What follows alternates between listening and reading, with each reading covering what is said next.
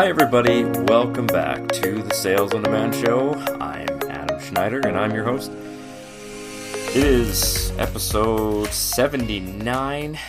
Man, getting close to that 100, which is going to be pretty awesome. So today's episode is all about how 2020, that is the year 2020, has kind of brought us into the future.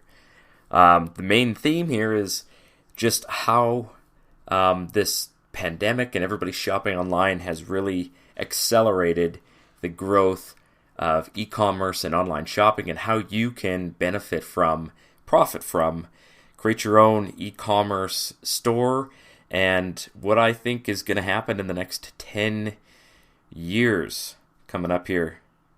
Alright, so, I always like to share a little bit of my own life at the very beginning of every episode. So, of course, I told my coworkers that I'm leaving.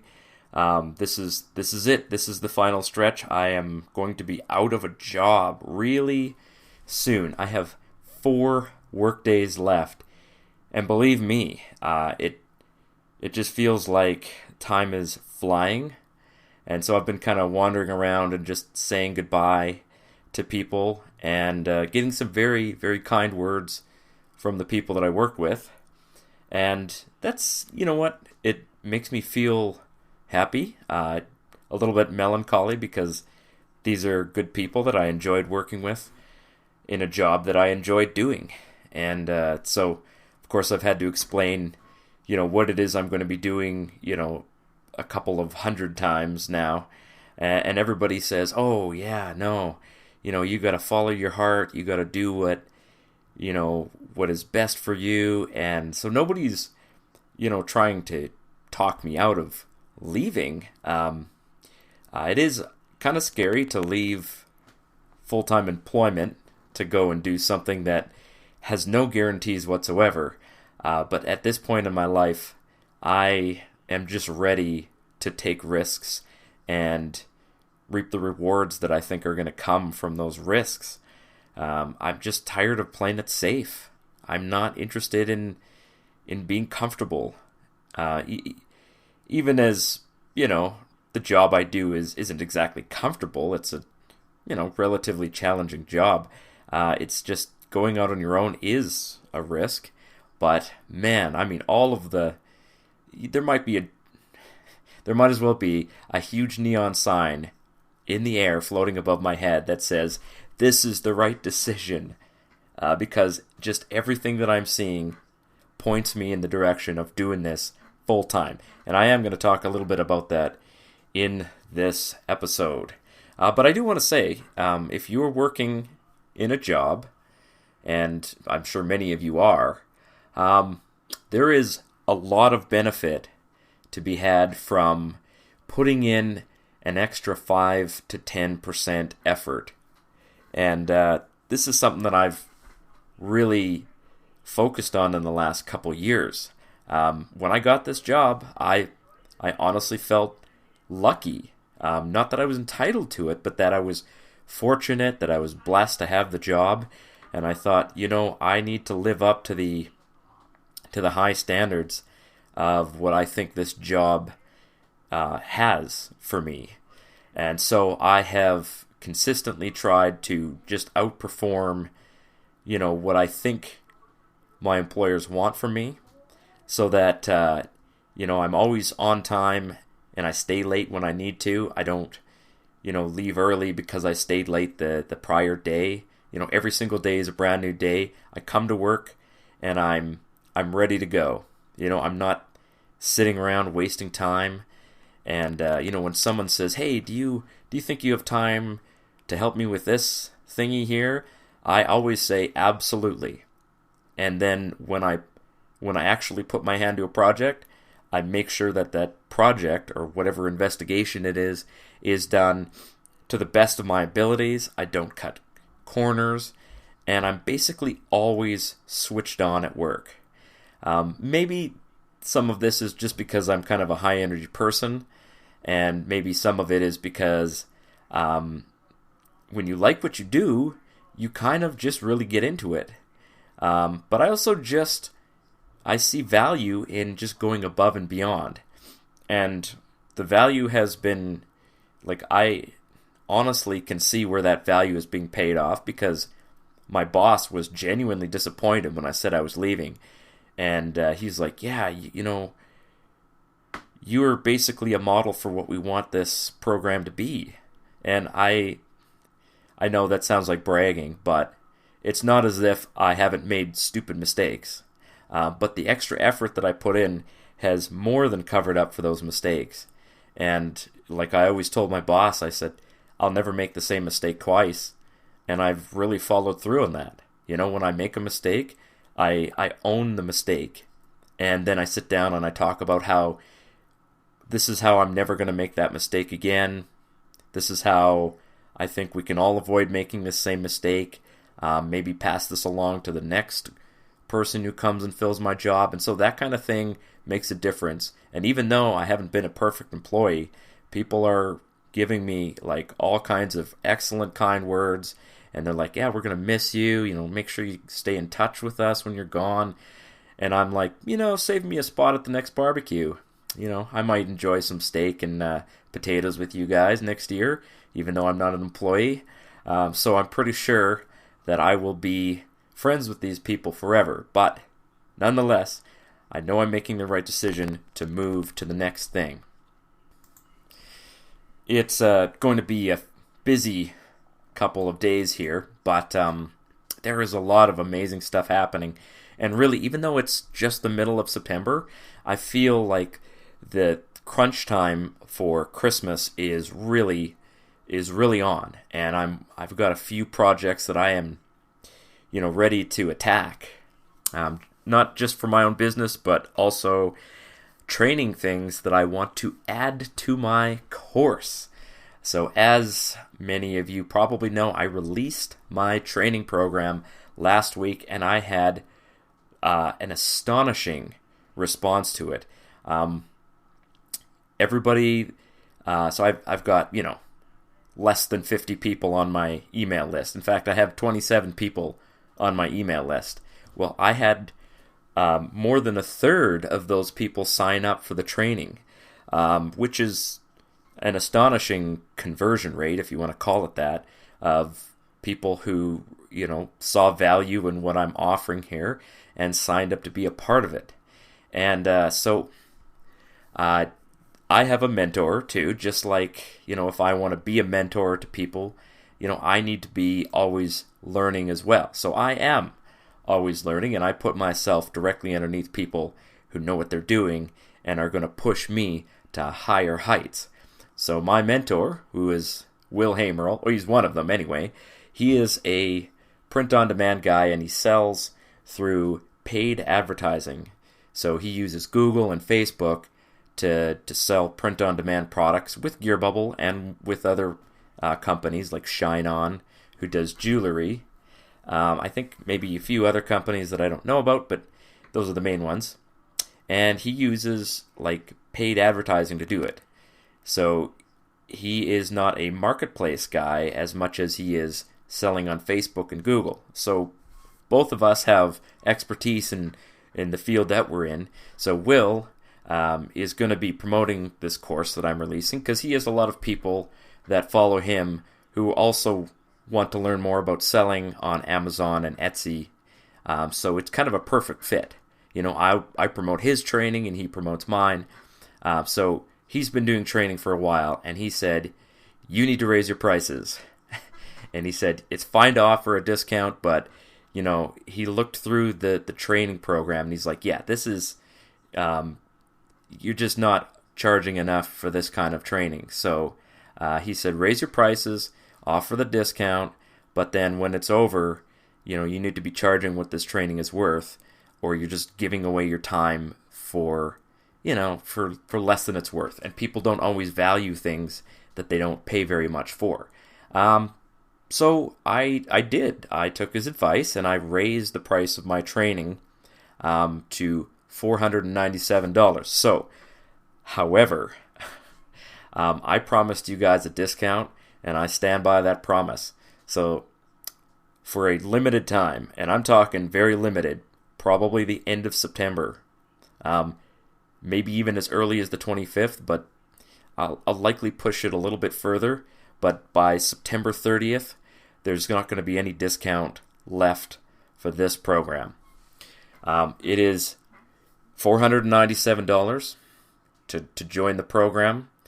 There is a whole pile of lectures and videos, and I'm constantly adding more. I'm going to talk about what I'm adding soon here. I think you're going to find a tremendous amount of value over some of the things that I'm adding here. But I'm still offering the discount, and it is a steep discount. All right, and the reason I'm offering this discount is because, number one, I need people who are going to go and look through the course and tell me what they need in that training, right? So I look at this training program as kind of a living thing, in that I'm going to be adding more and more modules to it, and I want people to go in there and tell me what it is that they need to see in there. And if there's any like small things missing, then I would love to know about that, because I know what I know, but I don't know necessarily what you don't know.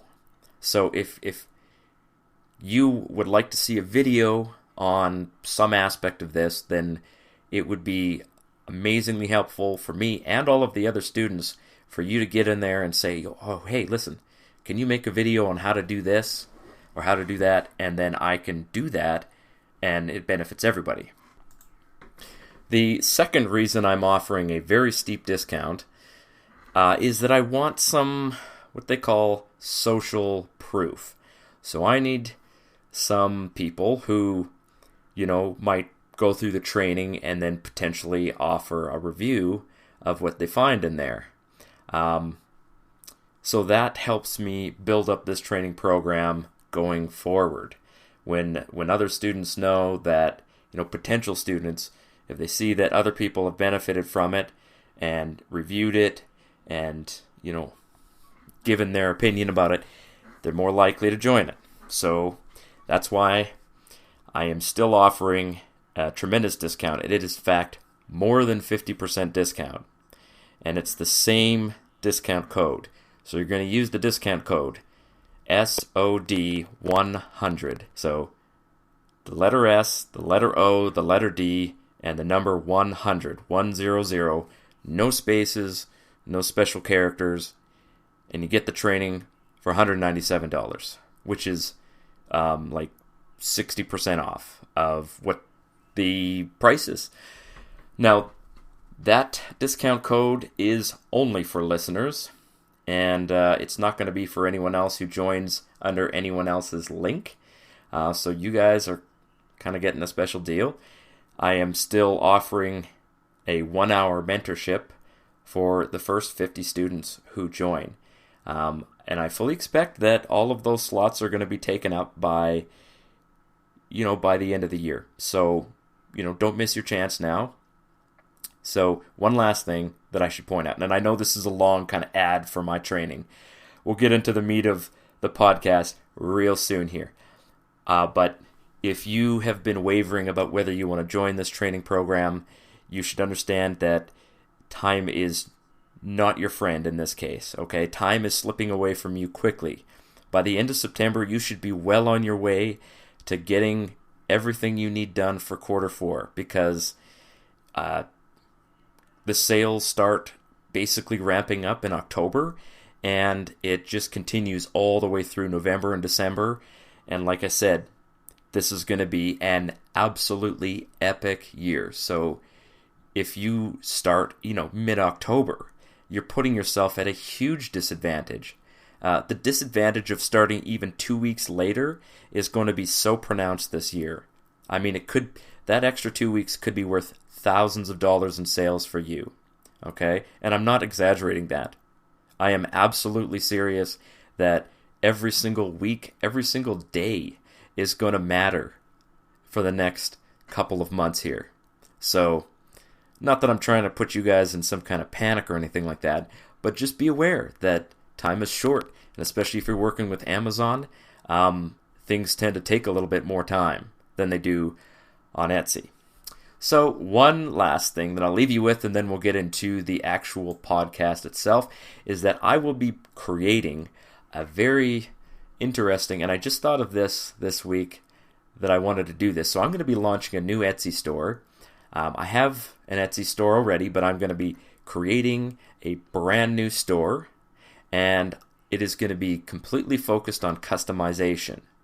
So I'm going to be using customized, personalized products and a program called Order Desk, and my goal is to rank that store to $50,000 in sales by the end of the year.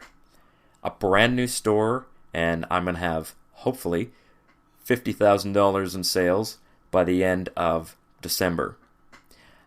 Most of them, maybe all of them, will be customizable products or customized products.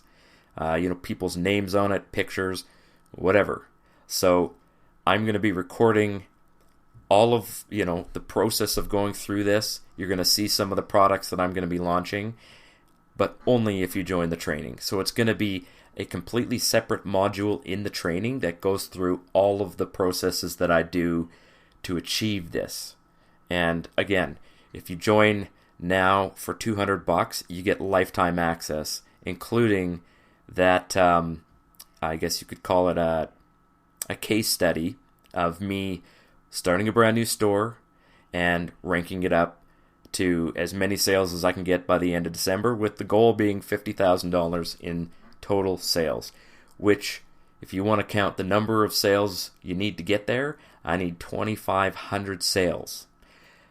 Which, it sounds like a lot, but when you consider that, we got Black Friday, Cyber Monday coming up, and I've already done 20,000 sales this year just on my own, Etsy store, and a bunch of those were customized orders from Mother's Day and Father's Day. I did talk about that way back when, a million years ago. So that's going to be a cool project, and you'll be able to take a look at that. So, all right, let's get into this. So last week I talked about skin in the game, and I'm talking about how, if you don't have any, if it doesn't cost you something, then you don't take something very seriously, and you're not likely to achieve success. You see this in areas like, if you're taking training for medicine, or you want to get into some kind of occupation that's really hard to get into, you work really hard to do that, and you tend to commit to that once you get it. So this can actually kind of work against you if you are committing resources to something that has no long-term value. So let's say that you're in a relationship, and you're in a relationship with somebody who is not a good person for you. Let's just put it that way, right? And the relationship is toxic, and you're just not willing to give it up because you've invested a lot of time and energy into it, right? It's called the sunk cost fallacy, or the sunk cost problem. So the more time and resources you devote to something, the more likely you are to continue doing that thing. And this is why people devote a lot of time to relationships and jobs and anything in their life that is just, it doesn't have any real long-term value, it doesn't provide them with a lot of joy, and it's just not good for them. They continue doing the thing just because they've spent so much time doing it already that giving up feels like you're losing all of that effort that you've put in, right? So this is why, people stay in these sort of like low-end jobs, even though they're qualified to do something better, is that they've spent so much time sort of building seniority. They're comfortable in the job. Maybe they've made friends there, and they've kind of built sort of an identity around that, and they're not willing to start over again because they've already sunk so much time and effort into it that it just feels risky to leave. So I'm, experiencing some of that right now, right? I've spent 15 years working in the same industry, and I feel like I've sunk a lot of time and effort into learning and perfecting my skills in that industry. And leaving now, it's like, well, I'm giving up all of that time. But truly, there's better things ahead of me, and you need to consider the future when you're looking at making changes, so that don't stick with something that is not working for you just because you've spent a lot of time doing it. I mean, you could put it this way: don't spend a lot of time trying to correct a mistake just because you spent a lot of time making that same mistake. Maybe I'm not phrasing that very accurately, but that is the crux of it. So, looking forward, this definitely applies to anybody who's an entrepreneur. So, e-commerce is something that very few people know anything about, and yet it is going to be the future of selling and of buying and trading and being an entrepreneur, 2020 going forward, right? Not just for selling physical products, but for selling training, selling your time, and even the things that people normally associate with physical businesses, like selling food, selling fast food, even normal service businesses like landscaping and all of these kinds of things. These can all be made into online businesses because everybody's going online, and they're buying online, they're shopping online, they're comparing things online. So very few people are actually going to a store or to a physical location to make their purchase now. No, I shouldn't say very few people, but fewer people are doing this. And so this is a trend that has been happening for a while now, right? We kind of all know this. In retail stores have been, dealing with this for quite some time. It's very common for people to go into a car dealership, for example, or any kind of dealership where they're selling a physical product, and they'll put their hands on it, they'll touch it, they'll test drive it, they'll just see what it looks like, and then they'll make the decision to buy. They'll go home and they'll buy it online, and it probably drives these salespeople crazy because they're not getting the commission from it, right? If you're a salesman standing there, I don't know if this happens much with cars, but it definitely happens with smaller purchases like, I don't know, chainsaws and just electronics and stuff like that. People will go into the store and they'll play with it, and then they'll go and buy it online. So that's just the way people are doing things. They don't necessarily want to shop in the store. They want to get a good deal. They want to buy it online because they don't want to have to go to the store and go through all the process of buying things. So that's just the way things are going. And physical stores are suffering. They're slowly losing market share. They're losing. The profits are shrinking. And of course, with this pandemic thing, fewer people are willing to go into a store to buy even the basic necessities. So, never mind, buying special gift items. People are less willing now than ever before to just buy even the basics from grocery stores. And this is a slow trend, but it has really accelerated in 2020. So, basically, I'm going to tell you something here, and I have to explain that first because I'm going to be using a funny word called penetration. So e-commerce penetration is the process by which e-commerce is taking over the physical business thing. So physical businesses are fading, kind of in the same way that newspapers and magazines are dying out. So these media giants like the New York Times and the Wall Street Journal and all this, these things that people used to buy for news, they're dying because of the internet. People are not going to watch movies in actual movie theaters as much anymore. They're just turning on Netflix, and they don't want to drive to a movie theater to watch a movie. They just want to watch the movie. And so if it's available in their house, they're going to watch it in their house.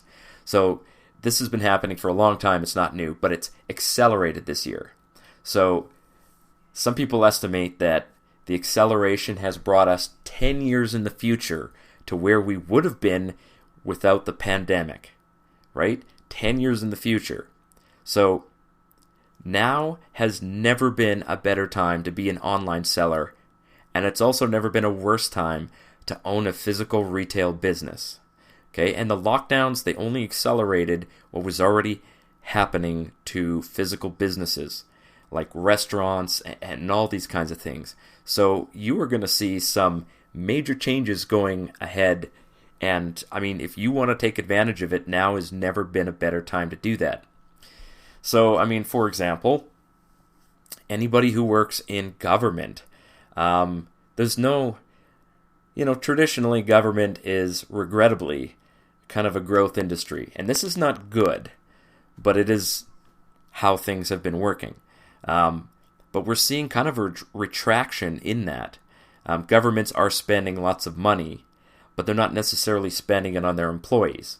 So it is not a great year to become a police officer, and this is literally something that has directly affected me. It's not necessarily the reason that I'm leaving the profession, but I'm not going to say that it isn't a factor, okay? I just don't see a future in doing this work, even though I think the work needs to be done. Whether it needs to be done by the government or not is a matter for debate, but, justice and security is something that people need. I just don't see that I need to be the one doing it.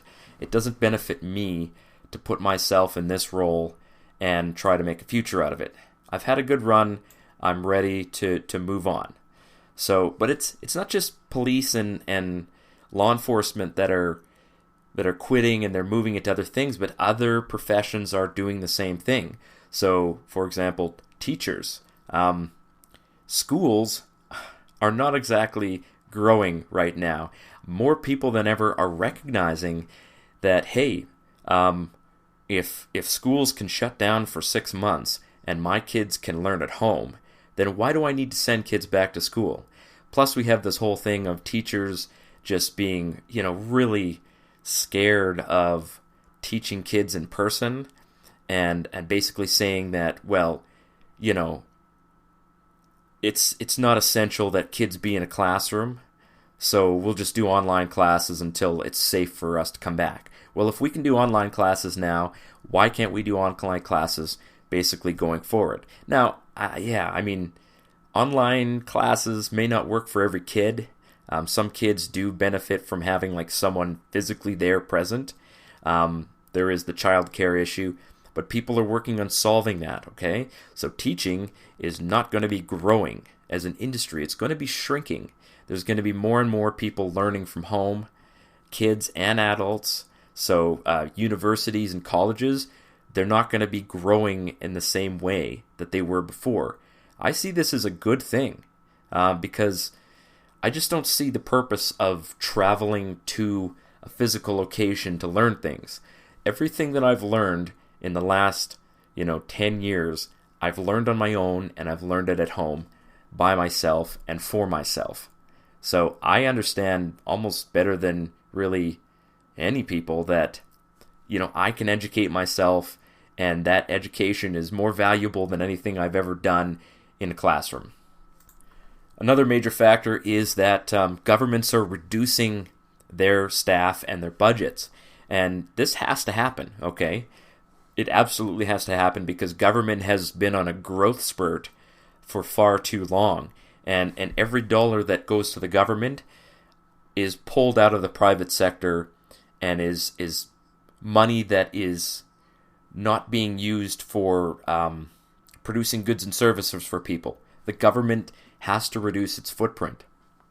So something that I got to point out is that in some areas, there are far too many people working for government.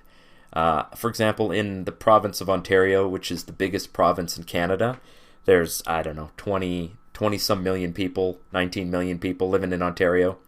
1/4 of the population works for some level of government, which is literally insane. I cannot even fathom that. 1/4, 25% of the millions of people living in Ontario who, have a job. So not everybody has a job, but 1/4 of the people that do have a job are working for some level of government. So that's nuts. That's not sustainable, right? You cannot have 25% of the working force working for the government. It's just not. It doesn't work. It's just a recipe for bankruptcy. So the government and many governments are responding to this need by reducing salaries, they're cutting staff, and they're not going to be growing over the next few years. So if you are, in a government job and you're like, well, I don't know what the future is going to look like for me, I can already tell you that your salary is not going to be growing, at least not to match inflation. And there is, at least a reasonable likelihood that you could be out of a job. They're going to restructure these things. They're going to cut positions that don't do anything or don't, benefit the people in any real way. So it's just not a good time to be getting into a government job. Now, what are some good things to get into? Well, in the next 10 years, these are my predictions for the industries that are going to grow. So, of course, Amazon is going to continue to surge. I don't know if they've reached market saturation, but they are getting pretty close. So basically what's going to happen with Amazon is that more people will do more of their shopping on Amazon. So the things that are already selling on Amazon will continue to grow. And it'll be things that people traditionally have been buying from physical stores. So groceries are going to be huge. Just general everyday items, like toilet paper and stuff like that. People are going to be buying that on Amazon. And that will continue to surge.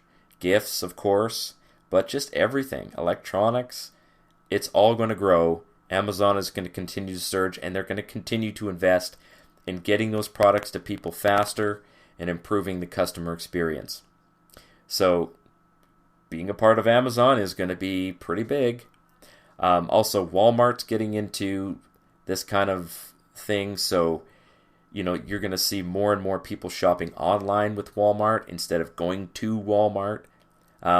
They do need to work on, the customer experience a bit more. They are, I wouldn't say they're far behind, but they are behind Amazon on that. Also, the sellers who sell on Walmart, it's not a great experience for them, so they need to work on that. But I think they will.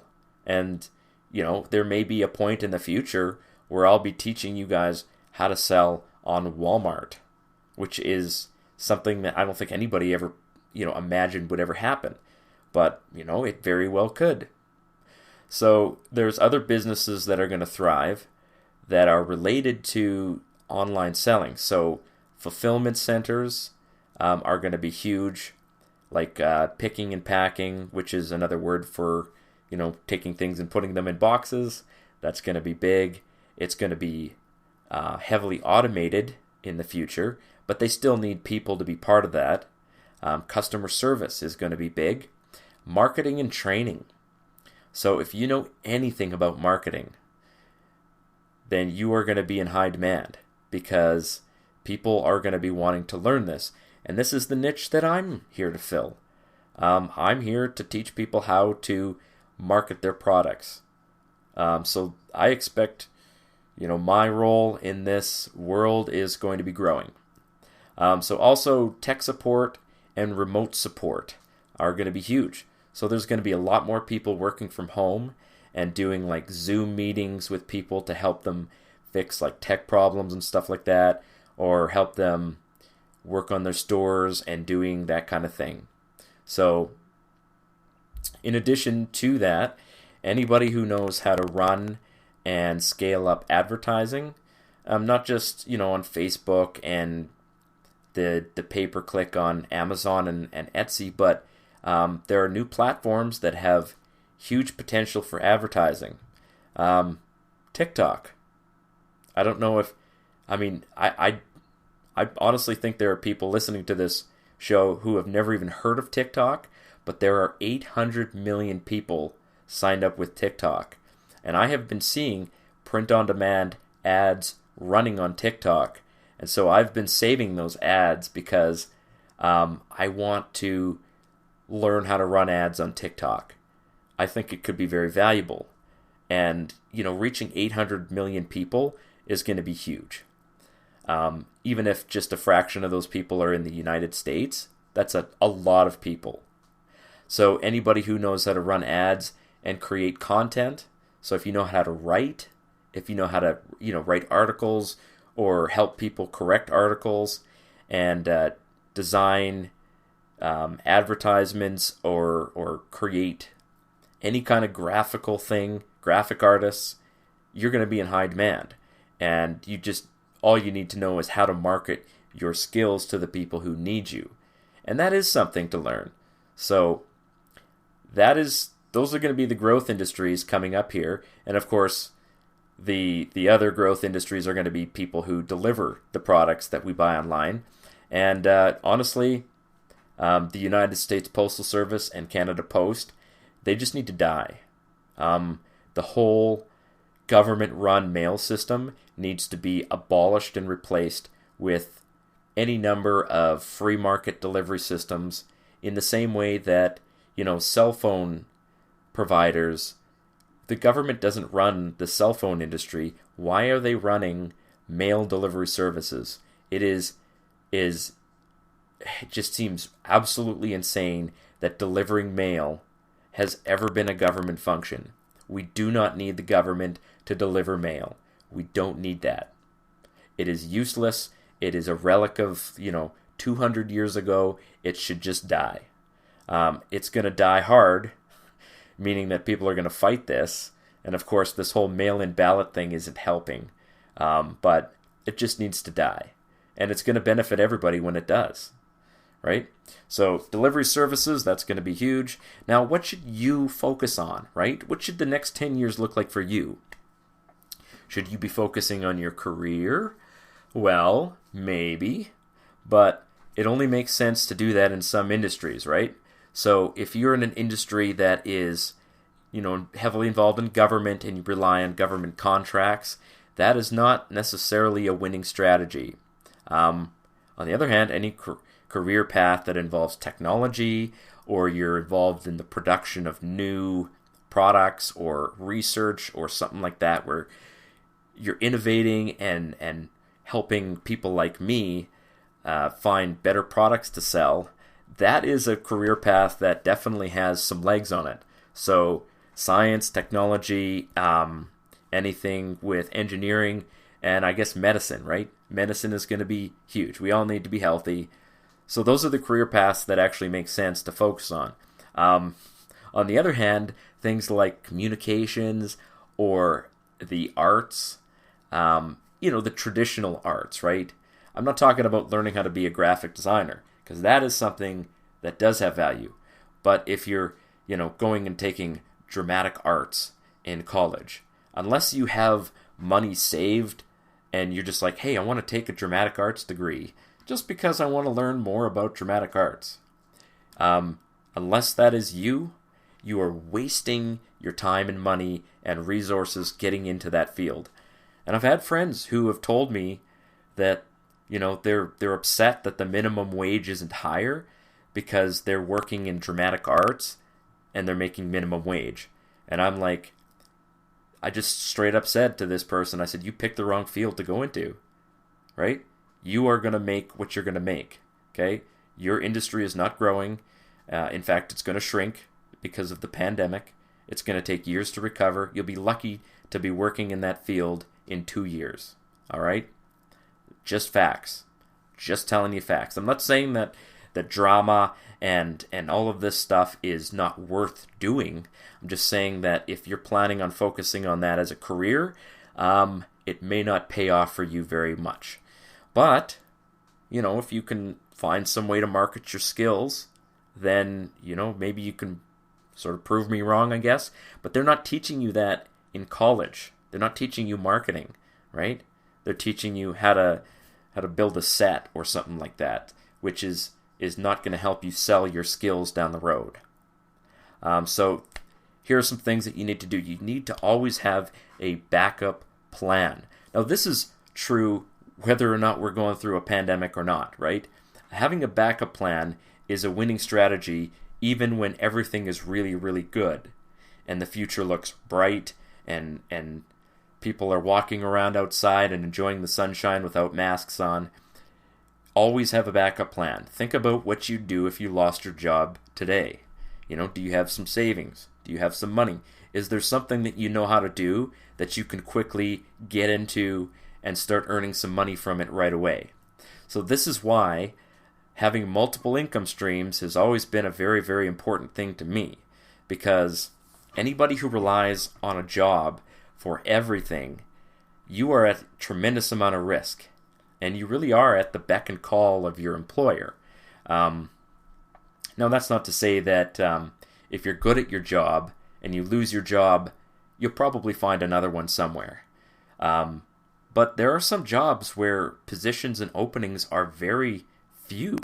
There's just not very many, or you might have to travel a long way to find a new position. You might have to move, 6 or 7 hours from where you are now. So I just don't see that as being a great backup plan. And it's just not a good way to sort of live your life, always hoping that you're not going to get fired because you got bills to pay and you have no other way to earn money. So multiple income streams are kind of my go-to thing right now. And I have at least 3 things going on right now, part of my business, that I know I could scale into, if not a full-time income, pretty close to it. So, at any point, if I needed to, I could turn my Etsy store into a full-time income. It would take some, real hard effort to get that done, but I could do it. Coaching and training is another thing that I do that could become a full-time income stream, and selling on Amazon. Those are all things that if I needed to, I could scale them up fairly quickly. Now, the last thing that you need to be doing here is passing your knowledge to your family and your friends. Now, this doesn't mean hounding your family and friends and to say, oh man, you want to go to college, that's so stupid, and making people feel stupid for wanting to do things.